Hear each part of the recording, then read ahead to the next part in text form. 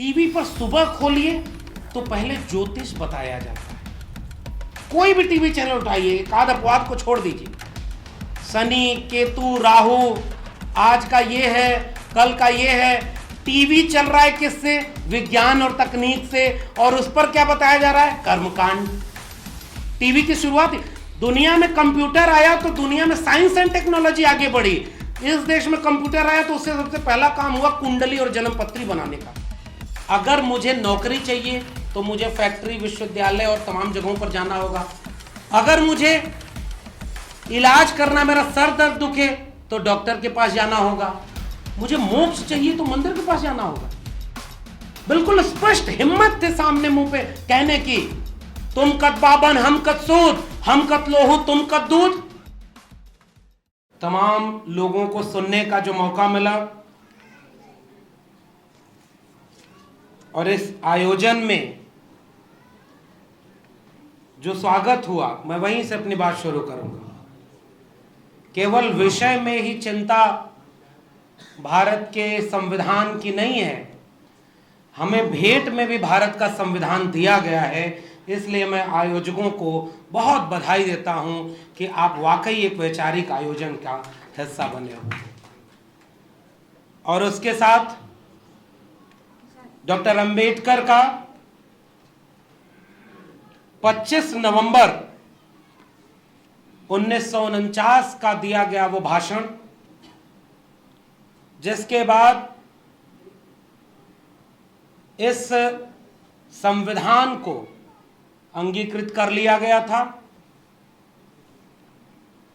उस भाषण को इसलिए भी पढ़ा जाना चाहिए कि डॉक्टर अंबेडकर ने कुछ चिंताएं भी वहां साझा की हैं। वो चिंता इस बात की थी कि जो संविधान हम आपको सौंप कर जा रहे हैं वो ऐसा नहीं है कि वो उसमें कोई कमी नहीं है, उसके लागू हो जाने के बाद सारी तस्वीर बदल जाएगी। डॉक्टर अंबेडकर अपने उस उद्बोधन में कहते हैं, कोई संविधान कितना भी अच्छा क्यों ना हो, अगर उसे लागू करने वाले लोग अच्छे ना हुए तो उस संविधान का कोई अहमियत नहीं बचेगी, वो कागजों का पुलिंदा मात्र बचेगा।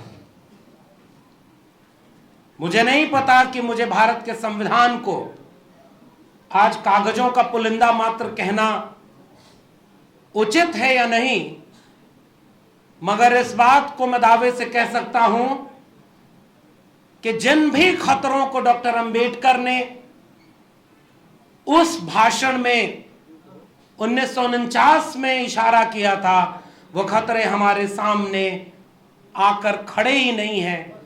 उन्होंने संविधान को तहस नहस कर दिया है, केवल उसकी घोषणा नहीं हुई है। अब संविधान को बिल्कुल हटाकर आपके सामने यह घोषणा थोड़ी की जाएगी कि आज से मनुस्मृति का संविधान लागू है, लेकिन संविधान खत्म हो गया है। इस बात को इस तरह से समझिए, जो अभी नवीन बोल रहे थे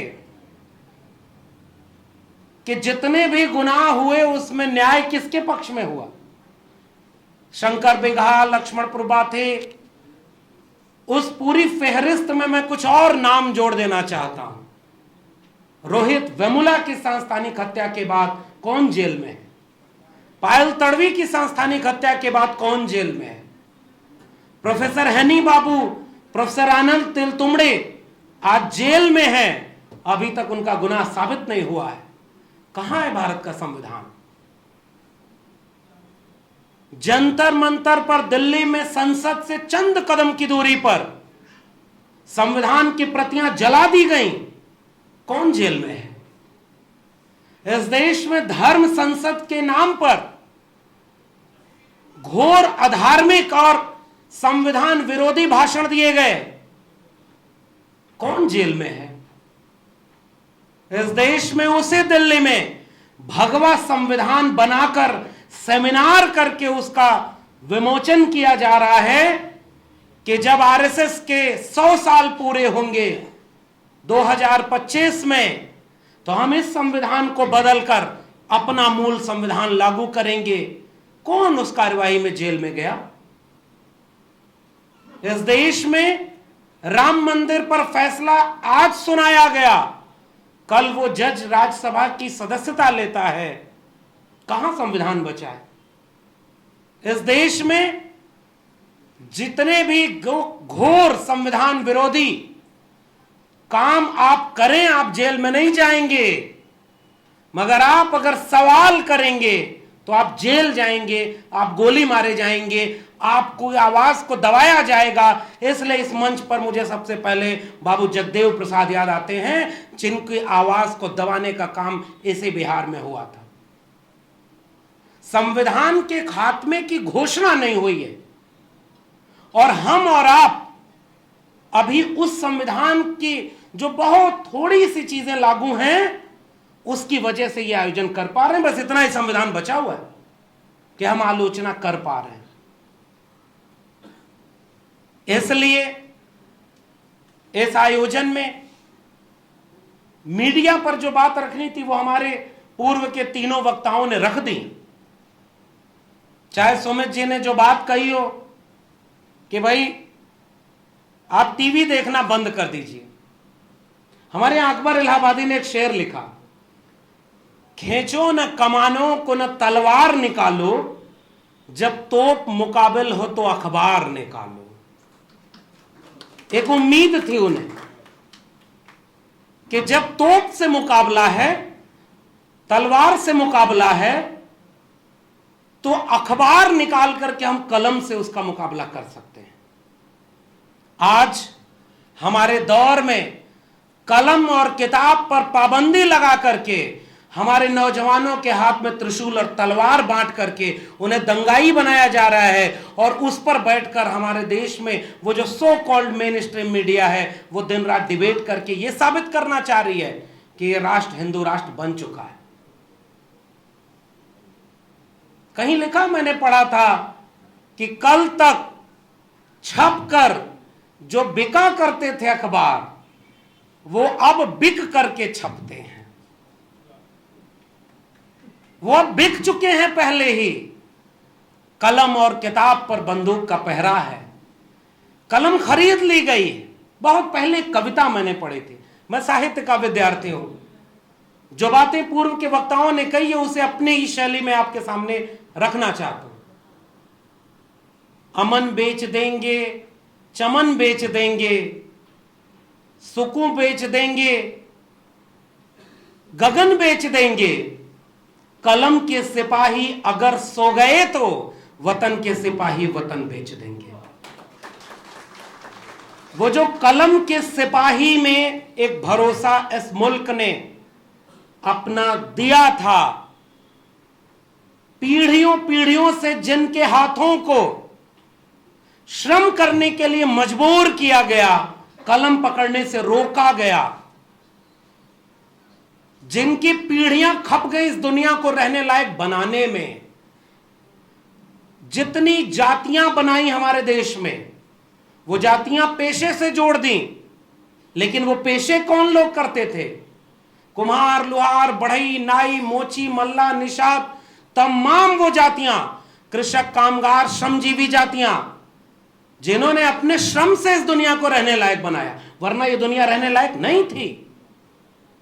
इस काम को करने में बड़ी मेहनत लगी, शोध किया। एक धोबी शोध करता है कि कैसे धूल के एक प्रकार से भी कपड़ा साफ किया जा सकता है। एक कुम्हार, एक लुहार, एक नाई, मोची अपने पेशे में अनवरत हजारों साल से शोध किया उसने, ताकि वो और बेहतर ढंग से इस दुनिया को अच्छा बना सके। एक किसान शोध करता है कि वो कैसे और बेहतर फसलें पैदा कर सके। मगर जब ये मुल्क आजाद हुआ और एक आधुनिक भारत बनना शुरू हुआ, तो इस मुल्क को तो नया बनना था, जनता का जनता पर जनता द्वारा शासन, और उसमें यह भरोसा किया गया था कि हम बराबरी की दुनिया बनाएंगे, हम इस देश को समता, स्वतंत्रता, बंधुत्व पर आधारित करेंगे। तो इसकी जिम्मेदारी जिन दो बड़ी संस्थाओं पर थी, उनमें एक है मीडिया और दूसरा मैं मानता हूं कि विश्वविद्यालय, शिक्षा जगत, एकेडमिक इंस्टीट्यूशन। उन एकेडमिक इंस्टीट्यूशन को सबसे पहले वैसा बनाया जाना था जैसा आप एक देश बनाना चाहते थे, यानी वहां सबको बराबर का हक मिले। मैं विश्वविद्यालय में पढ़ाता हूं, हालांकि अभी टेम्परेरी प्रोफेसर हूं। जैसे कैनरा बैंक के लोग भी कभी कभी डरते तो होंगे ही कि कहीं यह भी बैंक बेच न दिया जाए। कल्पना करिए कि इस देश में कभी आप गर्व से कहते थे कि बैंकों का राष्ट्रीयकरण करना एक बड़ी बात थी, और आज बैंकों को बेचना बड़ी बात हो गई है। कहां से चले थे और कहां पहुंच गए। वैसे ही जैसे आपके बैंक बिक रहे हैं, हो सकता है नवाज देवबंदी का शेर है, जलते घर को देखने वालों फूस का छप्पर आपका है, आग के पीछे तेज हवा है, आगे मुकद्दर आपका है, उनके कत्ल पे मैं भी चुप था, मेरा नंबर अब आया, मेरे कत्ल पे आप भी चुप हो, अगला नंबर आपका है। हमने किसी और के लिए लड़ाई लड़ी ही नहीं, फिर हम अपनी लड़ाई कैसे जीत जाएंगे। बैंक बिकते रहे, कोई आंदोलन नहीं हुआ इस देश में। इस देश में शिक्षा बेच दी गई है और इस समय कोई आंदोलन नहीं हो रहा है। मेरी चिंता यहां पर है। नई शिक्षा नीति ने इस देश के स्कूलों, कॉलेजों और विश्वविद्यालयों को पूरी तरह से निजी हाथों में बेच दिया है।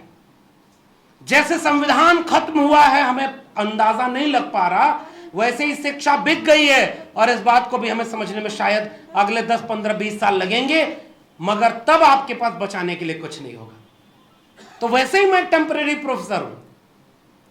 मुझे नहीं पता कि जितना आप लोग सम्मान देते हैं उतना ही दूसरी तरफ से विशेष प्रकार का सम्मान मिलता है, और उस विशेष प्रकार से सम्मानित किए जाने का नतीजा यह होगा कि मैं अब एक स्थायी प्रोफेसर बचूंगा या नहीं बचूंगा, मेरी नौकरी रहेगी या नहीं, इसका कोई अब भरोसा ही नहीं।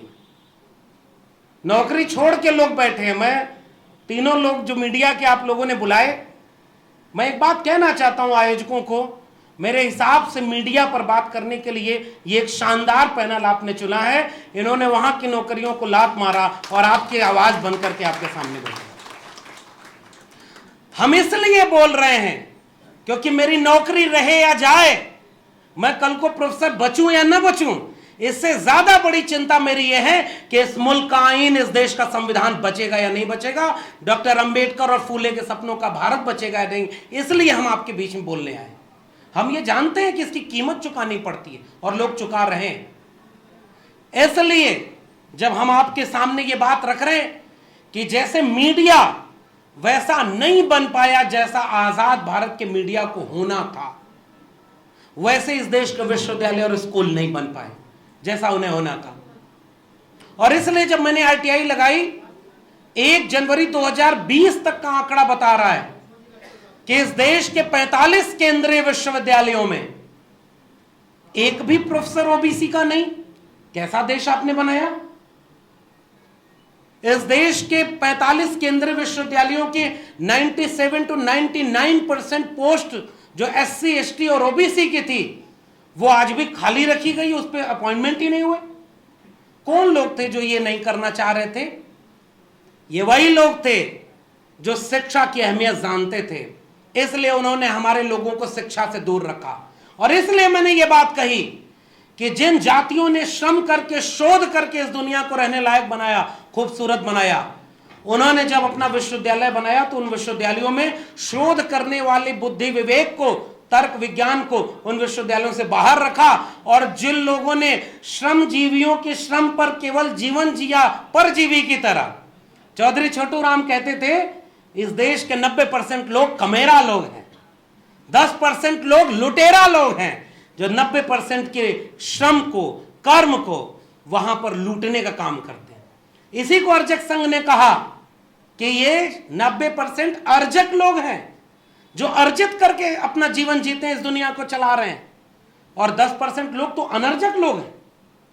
और उन विश्वविद्यालयों पर उन जातियों को उन्होंने बाहर रखा जिन्होंने हजारों साल से श्रम करके इस दुनिया को खूबसूरत बनाया। जो श्रम करेगा उसी में शोध करने का विवेक होगा ना। जिसने जीवन में कोई श्रम ही नहीं किया उसका बुद्धि काम नहीं करेगी। इसलिए जिनकी बुद्धि का काम सबसे कम था उन्होंने अपने को सबसे बुद्धिमान कहा और वो कहे कि जो ब्रह्म का ज्ञानी होगा वो ब्राह्मण होगा। कल्पना करिए, विरोधाभास देखिए इसका। इसलिए मेरी चिंता यह है कि वो जो लोकतंत्र के पहरुए थे, वो फैज अहमद फैज की एक नज्म है कि ये दाग दाग उजाला, ये सब गजीदा शहर, ये वो शहर तो नहीं जिसका हमें इंतजार था, ये वो भारत तो नहीं जैसा हमारा भारत लोग बनाना चाहते थे। इसलिए मुझे लगता है, मैं जब कविताओं की बात कर रहा था, इस देश में जमहूरियत की बात कर रहा था, इस देश में साझा शहादत से बना हुआ साझा विरासत की बात कर रहा था, तो मुझे याद आता है, अभी आज ही मैं बैठा था तो इस देश का गृह मंत्री का बयान आया है कि हमें इतिहास फिर से लिखने से कोई रोक नहीं सकता। मैं सोचने लगा कि जिन्होंने इतिहास बनाया ही नहीं वो इतिहास लिखेंगे तो क्या लिखेंगे। महाभारत काल में इंटरनेट था, गणेश जी पहली प्लास्टिक सर्जरी थे, यही सब तो लिखेंगे। और इस देश के निजाम की कहानियां उन इतिहास की किताबों में लिखी जाएंगी कि हम नाली के गैस से चाय बनाया करते थे, बादल आ जाए तो रडार काम नहीं करता था, यही तो कहानियां लिखेंगे। क्योंकि इस देश में हरियाणा से लेकर मध्य प्रदेश और उत्तराखंड तक कई जगहों पर स्कूलों, कॉलेजों और विश्वविद्यालयों के सिलेबस बदले जा रहे हैं। अब उस सिलेबस बदलने में एनसीईआरटी ने सिलेबस बदल दिया। सिलेबस बदल करके वो क्या पढ़ाएंगे, महाराणा प्रताप ने अकबर को युद्ध में हरा दिया था, और उसी सिलेबस से निकले हुए कुछ लोग जब सिनेमा बनाएंगे तो कहेंगे कि पृथ्वीराज चौहान ने मोहम्मद गोरी को युद्ध में मार दिया था, जबकि इतिहास कहता है कि पृथ्वीराज चौहान 1192-93 के आसपास तराइन के युद्ध के बाद ही मर गए और मोहम्मद गोरी का निधन हुआ 1206 ईस्वी में। इतिहास बनेगा तो इतिहास बदला जाएगा। मेरी चिंता एक विश्वविद्यालय में पढ़ाने वाले प्रोफेसर के नाते यह है कि हमारी पीढ़ियों को इतिहास जानने से अब रोका जाएगा, उन्हें गलत इतिहास पढ़ाया जाएगा। और इसलिए मैं चिंतित हूं कि भले वो कल को सिलेबस में लगाएंगे, एक गीता का अध्याय लगा रहे हैं हरियाणा में कि अब गीता का अध्याय पढ़ा जाएगा। मैं कह रहा हूं इस देश में अगर सिलेबस में लगाना था तो तुम्हें जाति का विनाश और गुलामगिरी लगाना था, तुमने सिलेबस तो वैसा कभी बनाया ही नहीं। झूठी कहानियां, मनगढ़ंत कहानियां, और उन कहानियों में एक हिस्सा वो भी रहेगा कि एक बच्चा बहुत छोटा सा था, भगवा झंडे से बहुत प्रेम करता था, अचानक देखता है कि तालाब में मगरमच्छ भगवा झंडे को तोड़कर खींच रहा है। वो बच्चा तालाब में कूदकर मगरमच्छ से लड़ता है, भगवा झंडा तो लेकर आता ही आता है, साथ में मगरमच्छ के बच्चे को भी बगल में दबा के ले आता है। वही बच्चा कुछ दिन बाद भारत का प्रधानमंत्री बनता है। आप कल को यही बनाएंगे। आप इस देश में सिलेबस बनाने के लिए, मैं आपसे कह रहा हूं, आप हिंदू राष्ट्र बनाने की बात करते हैं, मैं हिंदी का पढ़ने वाला एक विद्यार्थी सोचता हूं कि अगर इस राष्ट्र की एक कोई व्याख्या है तो उस सांस्कृतिक व्याख्या में तुमने जब पढ़ाया कि हम तो विश्व गुरु थे, आर्यावर्ते जम्बूद्वीपे भारत खंडे, मैं आपसे पूछता हूं कि तुम कहते हो ये हिंदू राष्ट्र है, क्योंकि इसी पर तो तुम डिबेट कराते हो रोज। अच्छा एक बात सोचिए, मीडिया की हालत देखिए, एक व्यक्ति आरएसएस का प्रमुख बयान दे देगा कि हम इसे अखंड भारत बनाएंगे, तो शाम को मीडिया वाले डिबेट करने के लिए आरएसएस के व्यक्ति को बुला के कहते हैं जरा बताइए आप कैसे बनाएंगे।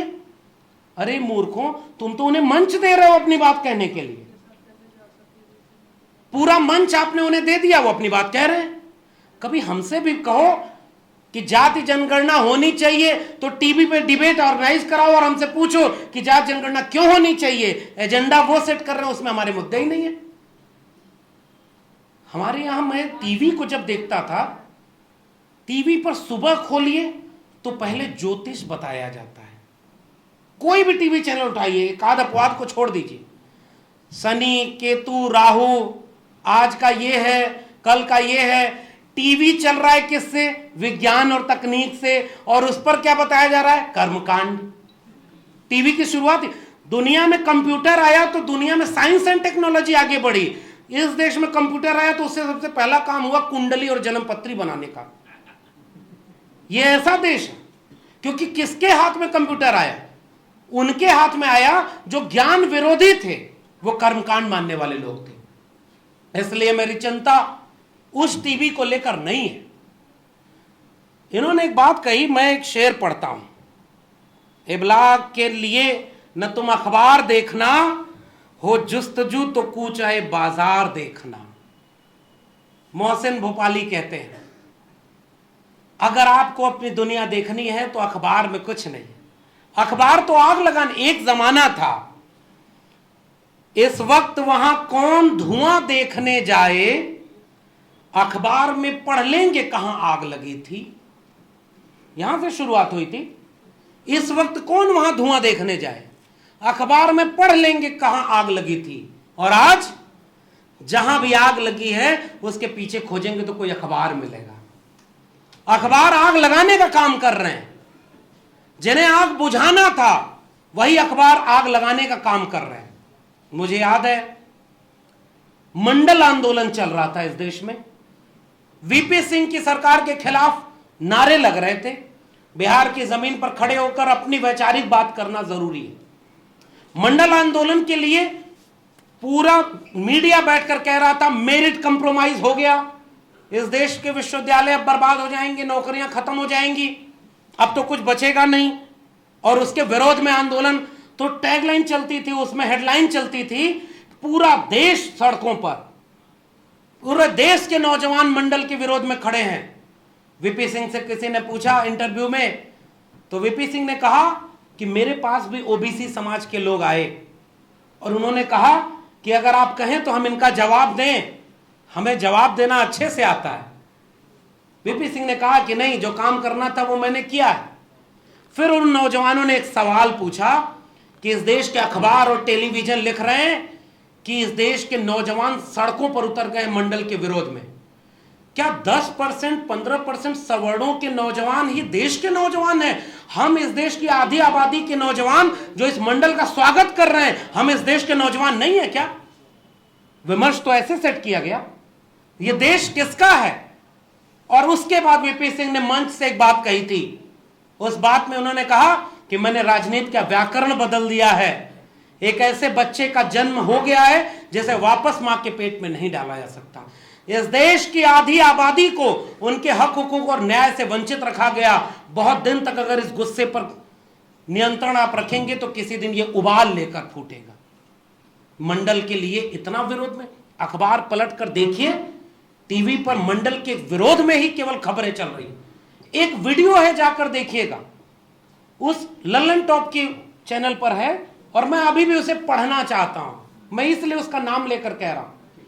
मंडल की पूरी कहानी करके उसमें है, और जैसे ही वीडियो शुरू होती है तो यहीं से शुरू होती है, मंडल लागू किया वीपी सिंह ने सरकार बचाने के लिए। कोई ये नहीं बताया कि संयुक्त मोर्चा गठबंधन का जो घोषणा पत्र था उसमें भी लिखा था मंडल हटाना, मंडल लागू करना और इस तरह के भेदभाव को हटाना। इनके घोषणा पत्र में रहता है 370 हटाना, तो वो तो घोषणा पत्र का काम है। संयुक्त मोर्चा अगर उसे अपने घोषणा पत्र को लागू करे तो वो कह रहे हैं कि ये तो सरकार बचाने के लिए हुआ। और उसके बाद कहा पूरे देश में आग लग गई, कमंडल के विरोध में मंडल लाया गया। तो जो विजुअल्स उसमें हैं उसमें लड़के लड़कियां नारा लगा रहे हैं, लड़कियां कह रही हैं हमें बेरोजगार पति नहीं चाहिए, वो सारी सवर्ण लड़कियां थी। इस देश में जब महिला आरक्षण की बात हुई तो जब ये सवाल कहा गया कि कोटा विद इन कोटा होना चाहिए, सभी किस्म की महिलाएं, सभी वर्गों की महिलाएं एक जैसी नहीं है, तो इस देश में कहा गया कि शरद यादव, लालू प्रसाद यादव और मुलायम सिंह यादव, तीनों का नाम लेके गालियां दी गई कि महिला विरोधी हैं ये लोग, क्योंकि इन्होंने कोटे विद इन कोटा की बात कही थी। और उसके बाद क्या हुआ, दूसरा नारा ये लगा जिसमें गालियां दी गई थी वीपी सिंह, शरद यादव को, रामविलास पासवान को।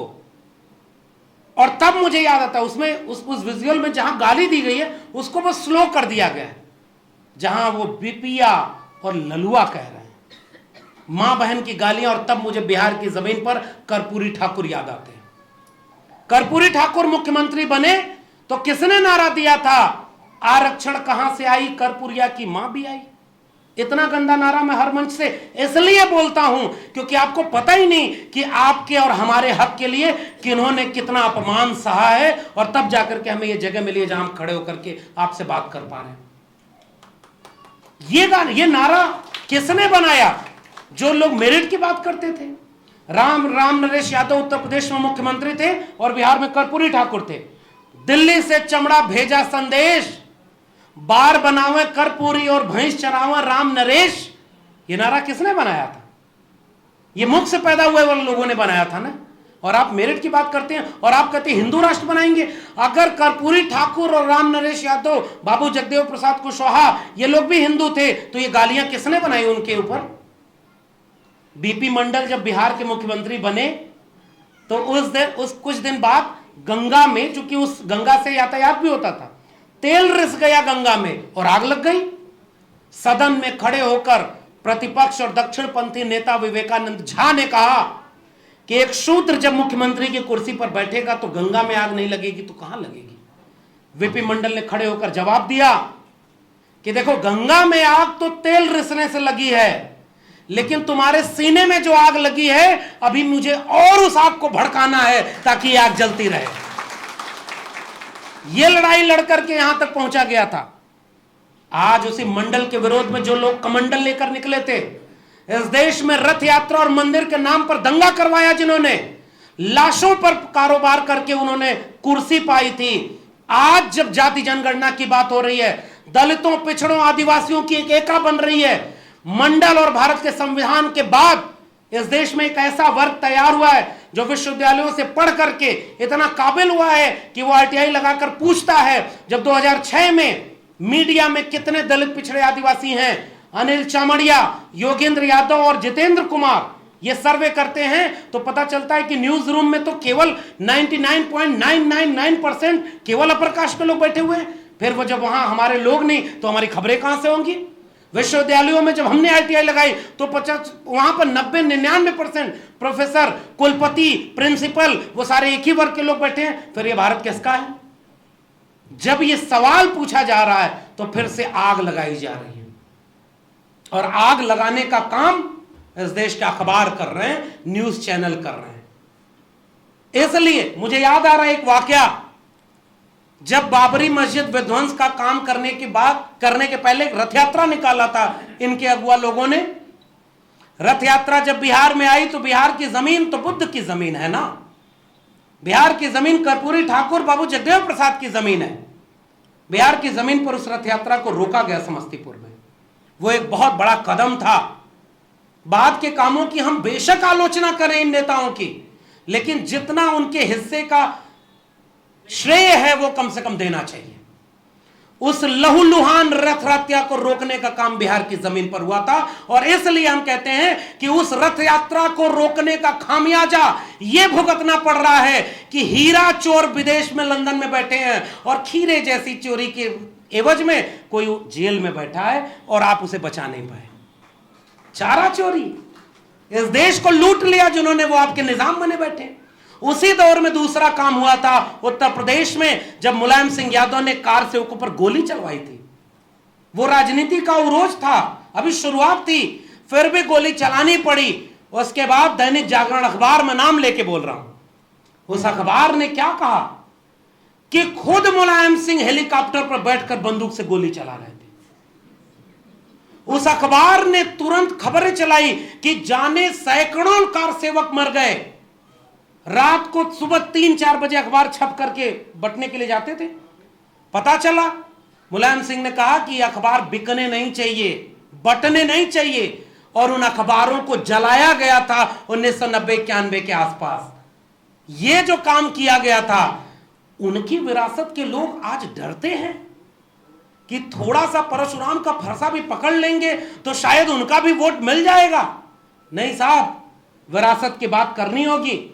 जो हिम्मत रथ यात्रा को रोकने और कार से ऊपर गोली चलाने की थी, वो हिम्मत डॉक्टर अंबेडकर से आती है, जो पाकिस्तान और द पार्टीशन ऑफ इंडिया किताब में लिखते हैं कि हिंदू राष्ट्र अगर हकीकत बना तो इस देश के लिए सबसे बड़ा अभिशाप होगा, क्योंकि हिंदू कुछ भी कह लें, हिंदू धर्म स्वतंत्रता, समानता और बंधुत्व विरोधी है। यह लोकतंत्र से मेल नहीं खाता, इसे किसी भी कीमत पर रोका जाना चाहिए।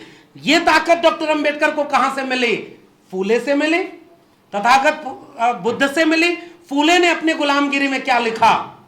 अगर ब्रह्मा मुख से पैदा हुए, 4 मुंह थे, ब्राह्मण मुख से पैदा हो रहे हैं, तो गर्भ कहां ठहर रहा? मैं तो रेफरेंस से बात करता हूं, इसीलिए शायद अभी तक मुझे जेल में नहीं डाले हैं, लेकिन जब चाह लेंगे तो डाल देंगे, जैसे मेरे प्रोफेसर हनी बाबू को जेल में डाला है। इसलिए मैं कहता हूं कि वो ताकत उनके पास थी जो उन्होंने गुलामगिरी लिखी। हम अगर आज उसे पढ़ दें तो अब हमारे पास वो भी ताकत नहीं बची, वो भी है साहस नहीं बचा। और ये ताकत उन्हें कहां से मिली? वो जो पूरा महाराष्ट्र नवजागरण में एंटी कास्ट मूवमेंट चला था, ज्ञानदेव, नामदेव, तुकाराम का मूवमेंट, उस पूरे मूवमेंट की वजह से ज्योतिबा फुले को एक जमीन तैयार मिली थी, और उसके बाद दलित पैंथर बना, और इतना रेडिकल मूवमेंट। ये ताकत वहां कहां से आई? उस पूरे दक्षिण भारत की विरासत में, पेरियार की विरासत में, नारायण गुरु और बसवन्ना चोखा मेला की अयंकली की विरासत में गहरे कोई जड़ों में था। तो वो संत काव्य मूवमेंट था जिसमें कबीर मिलते हैं, काकर पाथर जोर के मस्जिद लई चिनाए, ताचड़ मुल्ला बाग दे क्या बहरा हुआ खुदाए, पाथर पूजे हर मिले तो मैं पूजूं पहाड़, ताते ये चाकी भली पीस खाए संसार, अरे इन दोन राह न पाई, हिंदुन की हिंदुआई देखी, तुर्कन की तुर्काई, अरे इन दोन राह न पाई। बिल्कुल स्पष्ट हिम्मत थे सामने मुंह पे कहने की, तुम कत बाबन हम कत सूद, हम कत लोहू तुम कत दूध। कितना क्लियर पूछा था। कबीर लिखते हैं बाकायदे कि अगर गंगा में नहाने से अगर तरना हो, लोग मुक्ति मिल जाए, तो मछली न तरी जिसके पानी में ही घर था। भाई ये बात, इतना तार्किक बात। मन ना रंगाए रंगाए जोगी कपड़ा। मैं जब जोगी की बात कर रहा हूं तो आप बिल्कुल मत समझिएगा कि मैं उत्तर प्रदेश के मुख्यमंत्री की बात कर रहा हूं। मैं कबीर की बात कर रहा हूं।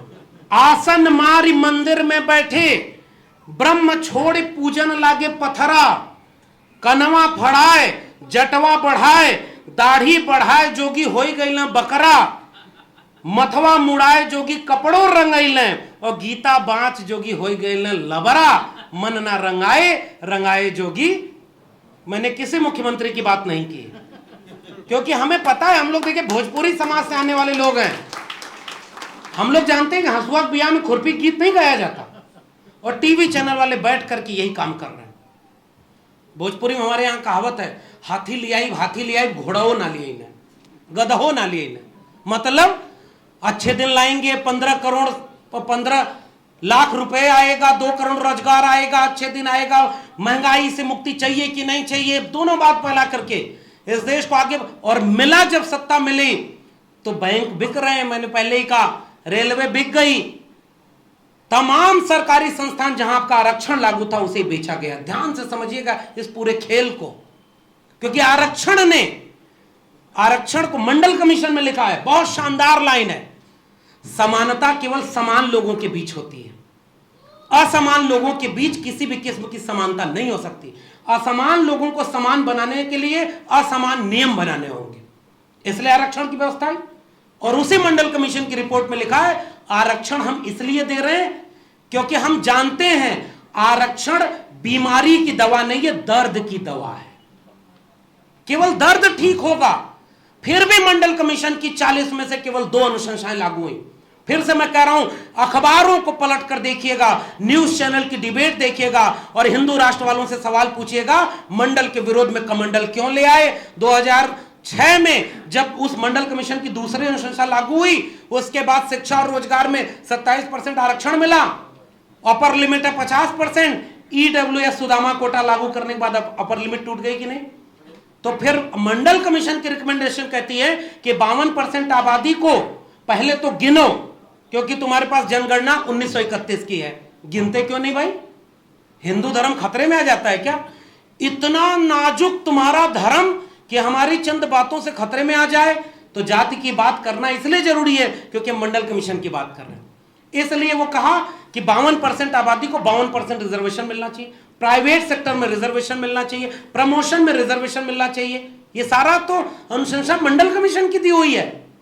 और मंडल कमीशन की अनुशंसाओं पर काम नहीं करने वाले लोग, आज मुझे देखिए एक अखबार मिला है, अभी किसी ने दिया है, पिछड़ा वर्ग संदेश, और मैं त्याग मूर्ति RL चंदापुरी जी के बारे में नहीं जानता था, सच बताऊं। जैसे मैं नहीं जानता था कि अंबेडकर भी हमारे जैसे नीरज पटेल ने कहा। हमने पढ़ा, हमने जाना, हम अपनी जड़ों के पास गए तो हमने ये देखा। और इसी में आप जाकर देखिएगा, वो तस्वीर भी लगी हुई है। शोषित जन संदेश पिछड़ा वर्ग संघ पटना में एक कार्यक्रम हुआ जिसमें डॉक्टर अंबेडकर को बुलाया गया। ओबीसी SC ST की एका तो पहले से बनी हुई थी। ये हिंदू धर्म वाले हमारी एका के खिलाफ काम करते हैं। ओबीसी में सारा आरक्षण यादवों ने ले लिया, कुर्मियों ने ले लिया, दलितों का सारा आरक्षण जाटों ने ले लिया, आदिवासियों का मीणाओं ने ले लिया। मैं कहता हूं कि बिल्कुल तुम्हारी बात मान लिया तो जाति जनगणना करा दो और बता दो कि कहां कहां यादवों ने कितना ले लिया। जितना जाति जनगणना के विरोध में तर्क देने वाले लोग हैं, सारे के सारे अपर कास्ट क्यों है भाई? ऐसा क्या है तुम्हारे पास जो छिन जाएगा? ऐसा क्या है तुम जिससे जाति जनगणना से डरते हो? इस पूरे पत्र को पढ़िएगा, आपको समझ में आएगा। इसमें पुराने अखबारों की कटिंग है। मैं बहुत प्रभावित हुआ इस अखबार से, क्योंकि हमें हमारे लोगों को इतिहास ही नहीं पढ़ने दिया गया। आखिरी में बस अपनी बात करके ये विराम लूंगा कि हमारा मकसद, हमारी भूमिकाएं, देखिए हमारी आवाजों में कोई इतनी ताकत नहीं है कि हमारी बातों से कोई क्रांति आने वाली।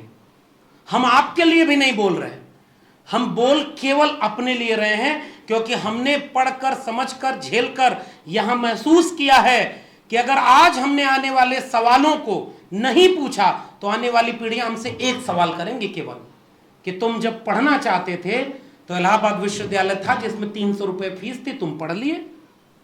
तुम जब पढ़ना चाहते थे तो दिल्ली विश्वविद्यालय में PhD कर लिए। तुम नौकरी पाना चाह रहे थे तो आरक्षण लागू था, सरकारी संस्थान थे और उसमें आरक्षण, संविधान, भारत के मंडल कमीशन की वजह से तुम्हें नौकरी भी मिल गई। तुम जो लिखना चाहते थे वो लिख गए, तुम भारत के संविधान की बात कर गए। 20-25 साल बाद हमारी पीढ़ियां पूछेंगी, न हमारे पास 300 रुपए वाले विश्वविद्यालय बचे, न हमारे पास 5000 में PhD कराने वाला विश्वविद्यालय बचा, न सरकारी नौकरी बची जहां आरक्षण लागू हो पाए।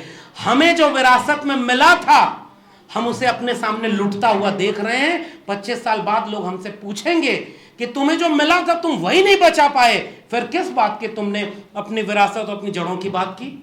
इसलिए मैं बोल रहा हूं ताकि वो पूछे कि जब ये सब हो रहा था तुम क्या कर रहे थे। मैं दावे से कह सकूं कि केनरा बैंक एसोसिएशन के लोगों ने भारत के संविधान और मीडिया पर आयोजन किया, मैं भी उसमें शामिल होकर के वह सच बोल रहा था जिसके बोलने के बाद गोली और जेल भी मिल सकती है, फिर भी बिना डरे वो सच बोल रहा था ताकि आने वाली पीढ़ियों का वक्त बचे। और इसलिए मैं जाते जाते केवल ये अपील करने आया हूं। हम वाकई जानते हैं कमियां हर तरफ हैं, लेकिन हमारे यहां क्या होता है, कर्मकांड और अंधविश्वास से अगर हम बचा पाए, टीवी मत देखिए, अखबार मत देखिए।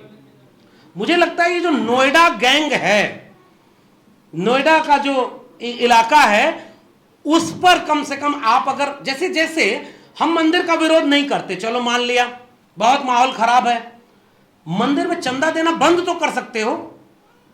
हम नहीं जानते, मैं कई बार पूछता हूं कि अगर मुझे नौकरी चाहिए तो मुझे फैक्ट्री, विश्वविद्यालय और तमाम जगहों पर जाना होगा। अगर मुझे इलाज करना, मेरा सर दर्द दुखे तो डॉक्टर के पास जाना होगा। मुझे मोक्ष चाहिए तो मंदिर के पास जाना होगा। ज्योतिबा फूले क्या लिखते हैं, मैं एक दो किस्सा सुना के बात खत्म कर रहा हूं। ज्योतिबा फूले ने एक किस्सा लिखा तृतीय रत्न नाटक में, मैं हर जगह सुनाता हूं और जानबूझ के सुनाता हूं, सुनिएगा भाई। हमारी बात नहीं मानने की हो सकता है, फूले की थोड़ी बात मान लें। उन्होंने कहा एक बहुत गरीब आदमी एक ब्राह्मण के पास गया और कहा जीवन बहुत कष्ट है, मैं कैसे इस कष्ट से मुक्त होऊंगा? तो ब्राह्मण ने कहा तुम्हारी कुंडली में यह बता रहा है कि शनि ग्रह ठीक जगह पे नहीं है। तो उन्होंने कहा कैसे ठीक होगा? तो कहा हवन कराना होगा। कहा कितना खर्चा आएगा? तो कहा इतना खर्चा आएगा। कहा इतना पैसा तो नहीं है। तो पंडित ने बोला चलो तुम्हारे लिए 50% डिस्काउंट, 5000 दे दो, उतने में हो जाएगा। पंडित उस आदमी ने कहा इतना भी नहीं है। फिर उसके बाद कहा कि अच्छा 1000 दे दो, नहीं हो पाएगा। फिर पंडित ने कहा अच्छा 100 रुपए दे दो, एक हफ्ते के लिए शनि को ठीक जगह पे ले आ रहा हूं, बाद में जब पैसा हो जाए तो बड़ी वाली हवन करा लेना। वो आदमी खड़ा होकर कहा कि साहब मेरे जेब में 1 फूटी कौड़ी भी नहीं है। ब्राह्मण खड़ा होकर नाराज होते हुए बोला कि तेरी जेब में जब 1 फूटी कौड़ी नहीं है तो जा बच्चा, शनि तेरा कुछ नहीं बिगाड़ सकता। और ये मैं नहीं बोल रहा, ये ज्योतिबा फूले लिख के गए, हमने पढ़ा नहीं उसे। भैया मेरा काम यह है, मैं विश्वविद्यालय से जुड़ा हूं, मेरा फर्ज है मैं कलम और किताब बचाने का केवल भाषण ना दूं, मैं आपसे गुजारिश करूं किताबों को पढ़िए अपने घर में, हमें गुलदस्ता मत दीजिए। आपने दिया है हालांकि भारत का संविधान, लेकिन ये फूल दोपहर और शाम तक मुरझा जाएंगे, हमारे साथ नहीं रहेंगे। किताबों के पन्ने ताउम्र हरे रहते हैं, इसलिए मैं किताबों की बात करता हूं।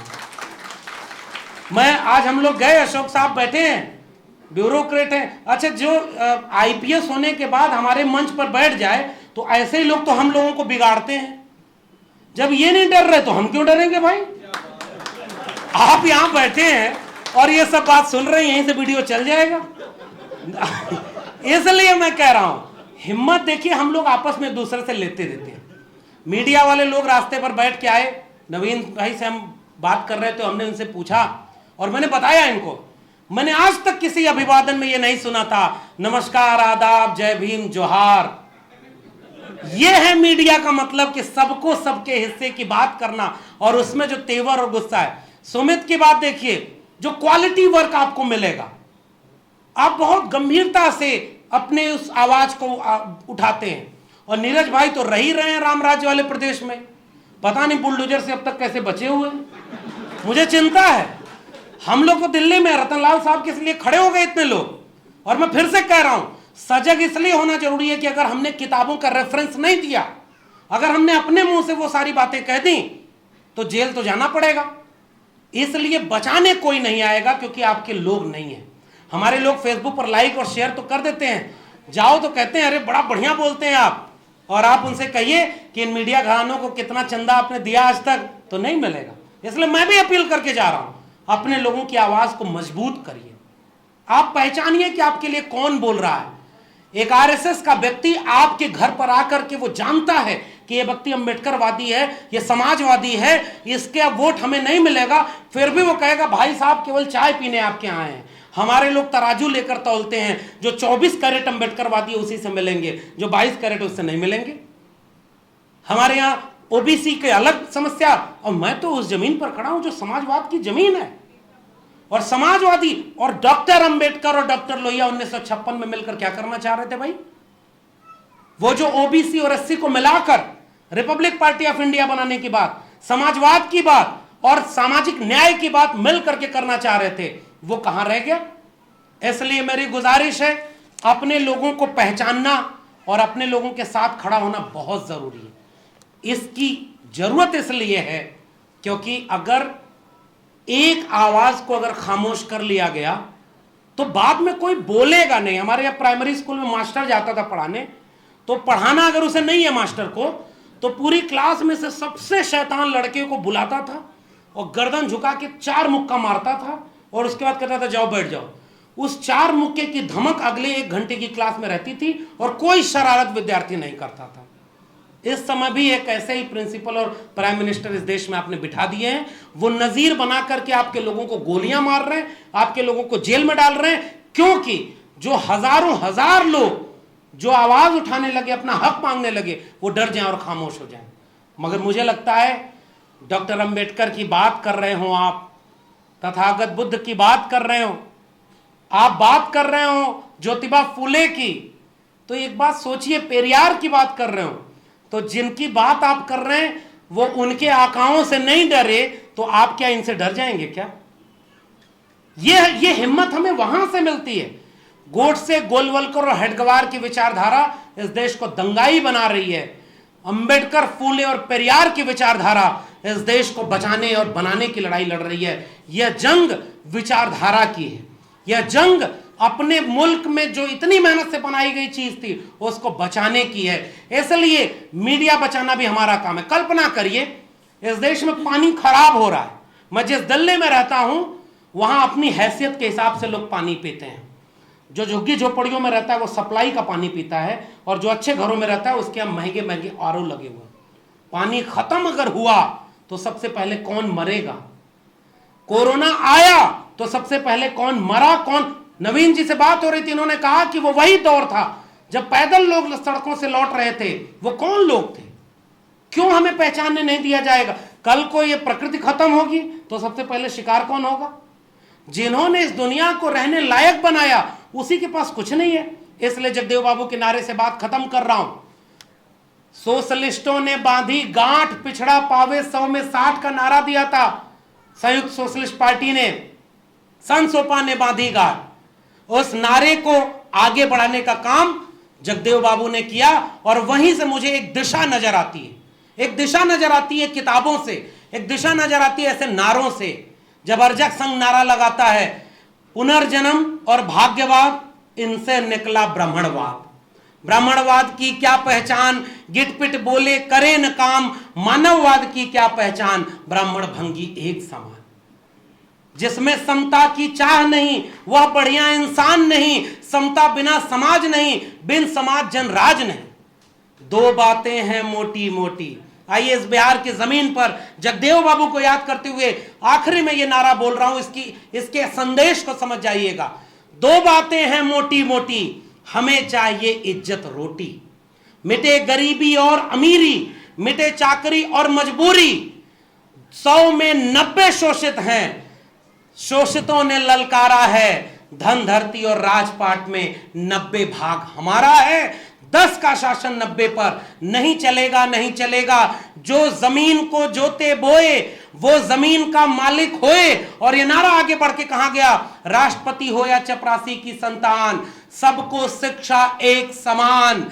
शिक्षा पर जो खर्चा हो, बजट का 10वां हिस्सा हो। सबको शिक्षा सबको काम, वरना होगी नींद हराम। और सबको शिक्षा दे न सके जो, वो सरकार निकम्मी है। और जो सरकार निकम्मी है वो सरकार बदलनी है। मुझे लगता है कि ये पैगाम धन धरती और राजपाट का, शिक्षा और रोजगार का, वो आने वाले वक्त में हमारी पीढ़ियों को बचाएगा।